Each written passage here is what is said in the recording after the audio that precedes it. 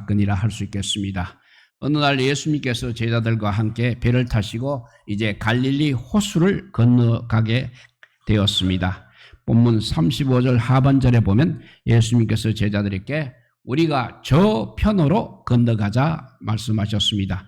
호수 반대편 쪽으로 건너가자고 하신 것으로 봐서 물길이 낮고 안전한 호숫가로 그렇게 가시는 것이 아니라 물속이 깊은 호수 가운데를 지나서 배를 띄우신 것으로 우리가 상상할 수 있습니다. 갈릴리 호수는 보통 호수와는 다르고 작은 호수가 아니었습니다. 종종 갈릴리 바다라고 불리울 정도로 아주 넓은 호수입니다. 갈릴리 호수는 그리고 또 높은 산들로 둘러싸여 있었습니다. 그래서 갈릴리 호수는 참으로 아름답고 마음을 평안롭게 해주는 호수이기도 하였습니다. 그러나 높은 산들로 둘러싸여 있기 때문에 이 갈릴리 호수에서는 종종 갑자기 거센 바람이 몰아치곤 했습니다. 겨울에 우리가 큰 빌딩 주위에 가게 되면 유난히 찬바람이 거센 것과 마찬가지 이치라 할 수 있겠습니다. 보통 아침이나 저녁보다는 오후에 부는 바람이 더 강해서 대개 고기잡이를 갈릴리 호수에서는 밤에 하고 있습니다. 그렇지만 어쩌다 저녁 때에도 바람이 불 때는 오히려 그때가 훨씬 더 위험하다고도 합니다. 오늘 본문이 전하는 사건도 저녁 바람이 불며 일어난 것입니다. 왜냐하면 본문 첫머리에 보게 되면 35장 첫머리에 보니까 그날 저물 때라고 기록이 되어 있습니다. 이때의 상황은 참으로 정말로 위험천만한 것이었다고 보여집니다. 날은 저물어 가고 있습니다. 그런데 큰 강풍이 갑자기 일어난 것입니다. 그래서 누가복음 8장 24절에 보면 강풍이 호수를 내리쳤다고 그렇게 표현하고 있습니다. 강풍이 호수를 내리치니까 자연 바다에 큰 놀, 즉 사나운 큰 물결이 일어났던 것입니다. 그러니 물결 따라 배가 아마 몹시 흔들렸을 것입니다. 그리고 누가복음에 보면 물결이 배에 부딪혀 들어와 배에 가득하게 되어 37절에 배에 가득하게 되어 있고 누가복음 8장 24절은 사람과 배가 다 위태롭게 되었다고 했습니다. 그러니 제자들은 이제 다 죽었구나 라고 생각하며 무서워했던 것입니다. 그런데 놀라운 것은 그 강풍 노도와 그로 인한 죽음의 위기 속에서도 예수님께서는 태연하게 잠이 들어 계신 것이었습니다. 그래서 제자들은 예수님을 깨우며 이렇게 말했습니다. 선생님, 우리가 죽게 되었습니다. 어떻게 그렇게 태평스럽게 주무실 수가 있습니까? 우리를 좀 살려주십시오 라고 했습니다. 그러다 더 놀라운 일이 벌어졌습니다. 잠에서 깨어나신 예수님께서 제자들에게 어찌하여 이렇게 무서워하느냐? 너희가 어찌 믿음이 없느냐? 이렇게 말씀하시고는 고로 일어나셔서 바람과 바다를 꾸짖으셨습니다. 어떻게 꾸짖냐면 잠잠하라, 고요하라 이렇게 하시자 바람이 그치고 바다가 아주 잔잔해진 것입니다. 이에 제자들은 심히 놀라고 두려워하며 서로 말하기를 도대체 이분이 누구이시길래 바람과 바다도 그 명령에 순종하는가 했다는 것입니다. 이 사건은 우리에게 참으로 많은 것을 생각하게 하고 깨닫게 해주는 것입니다. 우선 예수님께서 바람과 파도를 잠재우신 데 대해서 제자들이 보인 반응을 살펴볼 필요가 있습니다. 제자들은 서로 이렇게 말했다고 합니다. 그가 누구이기에 바람과 바다도 순종하는가 했습니다. 이 말은 그들이 예수님을 아직 제대로 알고 있지 못하고 있다는 것을 말씀하고 있는 것입니다. 하나님께서 예수님과 함께 하시며 그 안에서 역사하신다는 것을 모르고 있었다는 것입니다.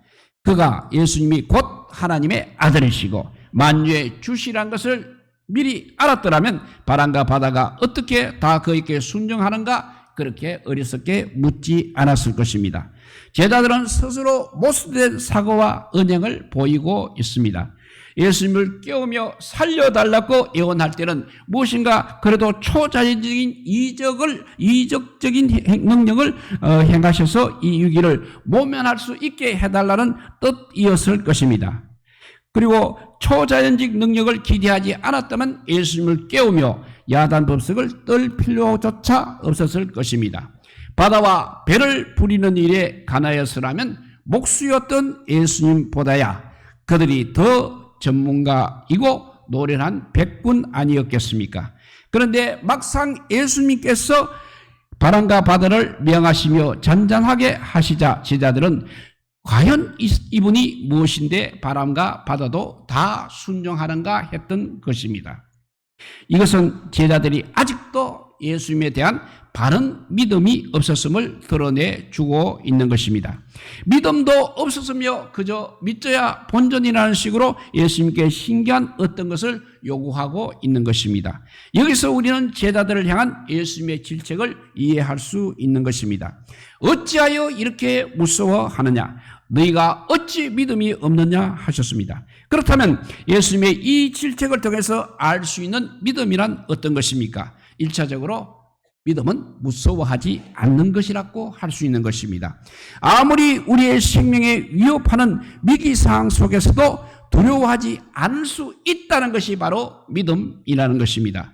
예수님과 함께 한다는 사실 그만으로 모든 염려로부터 자유로울 수 있는 것이 바로 믿음이라는 것입니다. 주님께 모든 걱정, 근심 다 맡기는 것이 믿음인 것입니다. 주님께서 태평하실 때 같이 태평할 수 있는 믿음인 것입니다. 주님은 가만히 계시는데 자기가 나서서 야단버석 떨며 온갖 불안과 공포 속에서 살지 않는 것이 믿음인 것입니다. 그런데 그 믿음을 가지려면 그 믿음을 가지려면 우리는 어떻게 해야 하겠습니까? 여기서 우리에게는 이 사건의 중심에 서 계신 예수님을 바로 바라보는 것이 제일 중요한 것입니다. 이 사건 속에서 예수님은 어떤 분으로 나타나고 계십니까? 예수님은 바람도 파도도 자연에 대해서 항상 주권자이심을 우리가 볼 수 있는 것입니다. 예수님께서 바람과 파도를 꾸짖으시고 잔잔케 하신 것은 만유에 대한 그의 주권과 예수님의 주권과 위엄을 여실히 나타내고 있는 것입니다. 그뿐 아니라 강풍 노도 속에서도 예수님께서는 태연히 잠을 들고 계셨다는 사실, 또한 이 세상과 역사의 주인이 자연이 아니라 우리 주님이시라는 것을 극적으로 보여주고 있는 장면이야 할 수 있겠습니다. 이 세상에 그 무엇보다도 하나님의 아들을 거역할 수 없습니다. 또 예수님의 그 구원 사역을 방해할 수 없음을 드러내고 있는 것입니다. 예수님은 그 안에서 그와 함께 그를 통해 하나님께서 역사하시는 그런 분이심을 볼 수 있는 것입니다. 그 하나님은 그저 추상적인 우주의 주권자라서 저 멀리 계신 분이 아니라는 것입니다. 우리의 일상생활의 경험 속에 항상 개입하시며 우리와 함께 하실 뿐만 아니라 우리의 구체적인 문제까지 해결해 주시는 살아계신 하나님이심을 우리에게 보여주고 있는 것입니다. 오늘 본문의 이 사건은 예수님이 어떤 분이신만을 우리에게 보여주는 것은 아닐 것입니다. 이 사건은 예수 그리스도를 쫓는다는 것이 어떤 것인지에 관해서도 아주 귀중한 가르침을 담고 있는 것입니다. 이 사건 속에서 예수님의 제자들은 예수님을 따르기는 하면서도 아직도 주님의 따름의 그 의미를 제대로 이해하지 못하고 있음을 드러내고 있습니다. 예수님께서 택하시고 사람을 낚는 어부가 되게 하시겠다고 그를 따르게 하신 제자들은 군중들과 헤어져서 이제 예수님과 함께 배를 타고 있었습니다. 예수님과 배를 함께 타지 않았더라면 강풍노도에 생명을 잃을 뻔하지도 않았을 것입니다. 이 사건은 예수님을 쫓는 제자들에게는 이렇게 재난과 위험이 항상 뒤따를 수 있음을 또한 우리에게 보여주고 있는 것입니다. 그러나 그 재난과 위험을 무릅쓰고 우리 주님을 쫓아가라는 것이 바로 제자도임을 또 우리에게 가르쳐주고 있습니다. 제자들이란 육지에서나 물에서나 어디서든지 주님을 쫓는 사람들입니다. 평온한 들길이나 성난 바닷길이나 가리지 않고 주님과 함께하는 사람들이 바로 제자들인 것입니다. 그리고 그 주님과 함께하는 길 가운데서도 안식과 평안을 누릴 수 있는 믿음의 사람들이 제자들인 것입니다. 주님에 대한 믿음, 주님과 함께 하시는 하나님에 대한 절대적인 신뢰를 지키는 사람들이 제자들인 것입니다. 강풍노도 속에서도 편히 잠들고 계셨던 예수님께서는 바람과 파도까지도 주장하시는 아버지 하나님에 대한 그 자신의 신뢰를 우리에게 절실히 잘 보여주고 계십니다. 우리는 바로 그 믿음의 본을 따라가야 하는 것입니다. 38절에 보게 되면 예수님께서는 고물에서 베개를 베고 주무시더라라고 했습니다. 마태복음 8장 20절에 보면 여우도 굴이 있고 공중의 새도 거처가 있으되 인자는 머리 둘 것이 없도다 했습니다. 그 예수님께서는 역설적으로 아무 데서나 이렇게 제 집처럼 머리를 두고 잘 주무시는 모습을 우리에게 보여주고 있습니다. 내 것이라고는 아무것도 없는 사람이 모든 것을 가진 사람임을 우리에게 보여주시고 있다는 것입니다. 주님을 쫓기 위해서 모든 소욕을 버릴 수 있는 사람은 언제 어디서 어떤 처지에서도 자유할 수 있음을 우리에게 가르쳐주고 있습니다. 그것이 바로 예수님을 따르는 제자도임을 가르치고 있는 것입니다. 그러나 이 사건은 또한 주님을 따르는 길과 삶에는 주님 말씀으로 인해서 우리가 고난의 극복과 평화와 영광이 또한 있음을 우리에게 보여주고 있는 것입니다. 예수님을 따르는 사람들에게 속한 평화와 안정도 보여주고 있습니다. 예수님께서 함께 하시면 우리에게 생명의 보증이 되는 것을 의미합니다. 그리고 죽음은 반드시 예수님 앞에서 패배한다는 것도 우리에게 보여주고 있습니다. 제자들을 부르시고 그를 따르라고 하신 주님께서는 그 제자들을 항상 지켜주시고 보살피시며 끝까지 함께 하실 것을 우리에게 확인시켜 주시는 것입니다. 그래서 마태복음 28장 20절에 예수님께서는 볼지어다 내가 세상 끝날까지 너희와 항상 함께 있으리라고 약속하셨습니다. 오늘 본문이 전하는 이야기는 우리의 믿음의 삶을 위한 많은 상징적 의미를 담고 있습니다. 아름답고 평화로운 갈릴리 호수입니다. 그렇지만 느닷없이 강풍노도가 일듯이 평온하던 우리 인생도 갑작스러운 강풍노도에 시달릴 때가 있다는 것입니다. 안 만날 수도 있는 그 인생의 강풍노도를 주님과 한 배를 탐으로써 당하게 된다는 것입니다. 그래도 우리 주님과 함께 있으면 그 어떤 인생의 시련도 이길 수 있다는 것을 보여주고 있는 것입니다. 때로는 주님께서 우리가 처한 위험과 우리의 고통과 우리가 죽어가는 사실을 외면하고 계신 듯이 여겨질 때도 있을 것입니다. 그러나 주님께서는 결코 우리를 버리시거나 우리에 대한 무관심하시지 않다는 것을 우리가 알아야 하겠습니다. 예수님의 제자들은 예수님께서 잠들어 계시다고 불평을 하고 있지만 사실 잠들어 있던 것은 바로 그 제자들의 믿음이었다는 것입니다. 제자들은 예수님을 흔들어 깨웠지만 사실은 그들의 신앙을 흔들어 깨웠어야 했던 것입니다. 주님은 항상 우리와 함께 하십니다. 주님께서는 우리와 함께 하시는데 우리가 주님과 진정 함께 하지 못하는 것이 아닌지를 항상 돌아봐야 하겠습니다. 주님은 항상 우리를 돌보고 계십니다. 주님은 항상 우리를 돌보고 계십니다. 그런데 우리가 정말 주님을 바라보지 않고 사는 것이 아닌지 한번 살펴보시기 바랍니다. 허구한 날 영적으로 이렇게 깊이 잠들어 있으면서 잠꼬대 하듯 주여 주여 하며 주님만 흔들어 깨우려고 하고 하지 마시고 우리 자신의 이름을 부르며 우리 자신의 믿음을 깨우는 우리 모두가 될 수 있어야 하겠습니다. 오늘 본문에서 본 제자들의 모습이 혹시 오늘의 우리들의 모습이 아닌지 우리들 자신을 먼저 살펴볼 수 있어야 하겠습니다.